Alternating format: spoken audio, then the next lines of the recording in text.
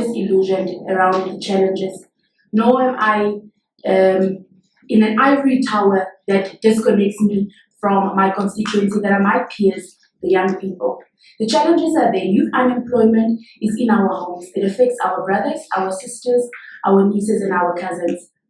But our approach and our response to unemployment, in particular youth unemployment, should not only be what is government doing. And I speak for myself, and I use myself as an example to my senior at the back, because I come from a house that was born without privilege. I come from a marginalized background.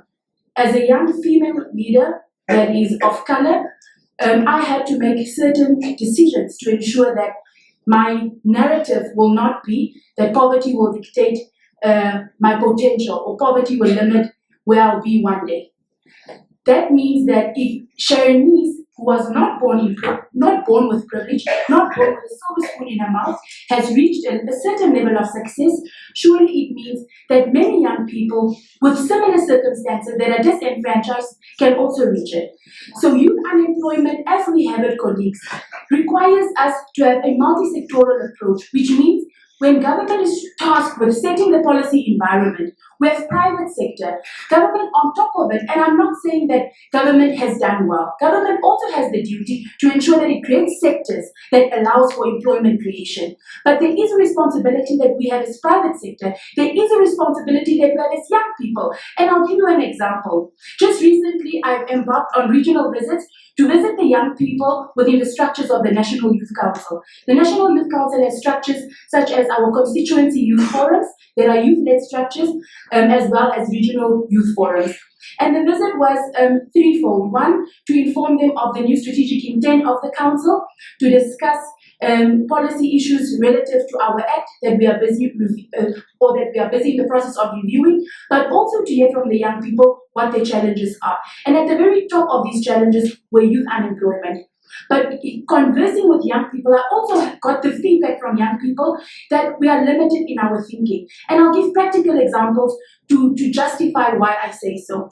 We have young people living in regions that have economic strengths with the resources that they are exposed to. For instance, young people at the coast, young people in the Kavango East, Kavango West, and Zambezi regions that have access to rivers, that have access to fertile soil. So when we are speaking of youth unemployment, you are a graduate with a necessary understanding, expertise that you have gained from a university. What limits you from starting a cooperative to say, we want to set up a green scheme in a region where we have fertile soil, where we have access to water, where we need the necessary support to ensure that this green scheme takes off.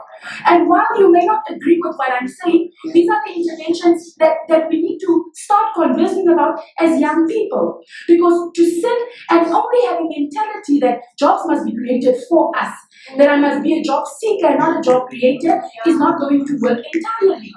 The National Youth Council is an entity created by government to facilitate that kind of support to young people.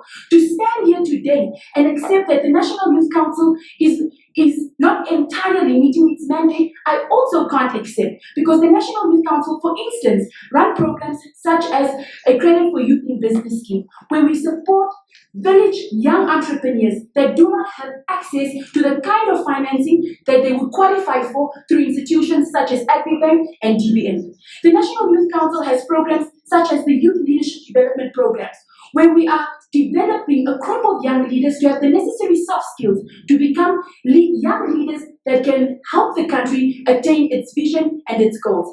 The National Youth Council has a program that is an equipment and grant program, where we support young existing entrepreneurs to expand on their business initiatives at a grassroots level. So to stand here tonight and just to say, young people must accept and be conditioned that our mentality must just be leaned towards, what can my government do for me? We will not go very far.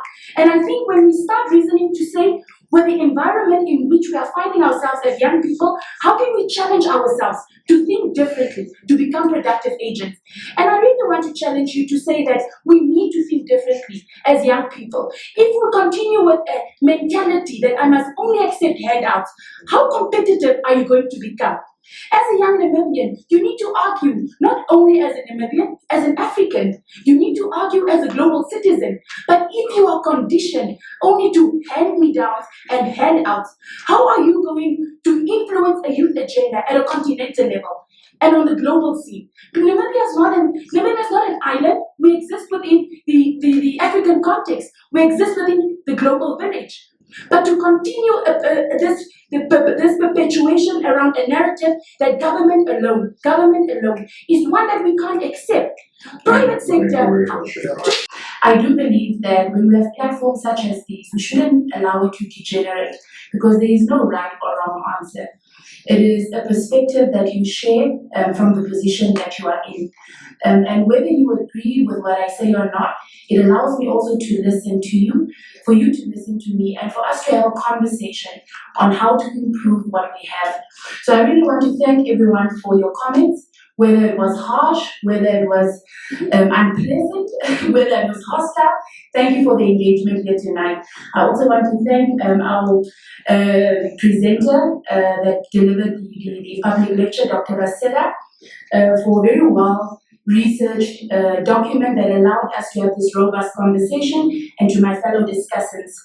I do believe that in conclusion, there's one thing that we need to agree, that urgent reform is needed and that urgent scaling up is needed.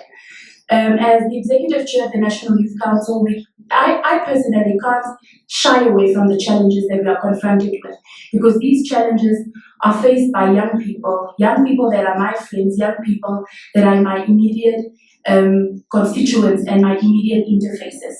I do, however, believe that Namibia is all we have, and to build Namibia requires a collective and shared responsibility. And to answer Madam Yatoivo's question on how do we create employment is something that I believe that government alone cannot be held accountable for. I think I've indicated that there's an urgent need to ensure that we strengthen sectors that create employment. And these sectors are sectors that are labor intensive. And that labor-intensive sectors are sectors such as our fisheries, our trade sector, our agricultural sector, mines and energy, Ministry of Works. These are sectors where that is labor-intensive, that requires us to do the job. For us to do the job means that we also need to put a spotlight on TVET. As young people, when we get out of high school, most of us strive to be doctors, lawyers, and accountants. So when we are speaking on the question of how do we address youth unemployment, as young people, we must also be willing to say, I have no shame in becoming an artisan, because an artisan requires me to participate in the economic space by doing the job, by employing, by becoming an employment creator.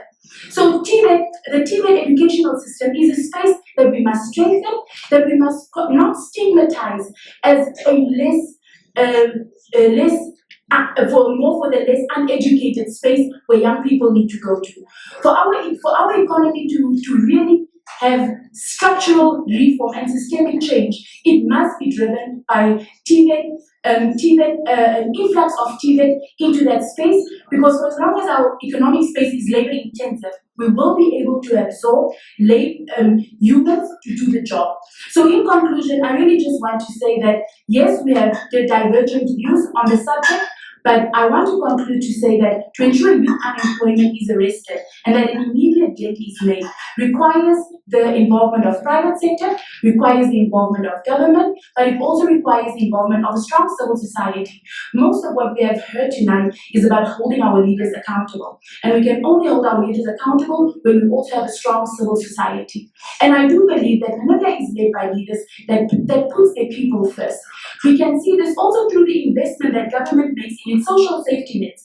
Out of Namibia's national budget, we spend about, I do not want to get my figures wrong, 6.5 billion of our national budget on social safety nets. That also speaks to the priorities of the Namibian government. But in concluding, I want to say that Namibia is all we have, colleagues, and it requires all of us to participate in nation building.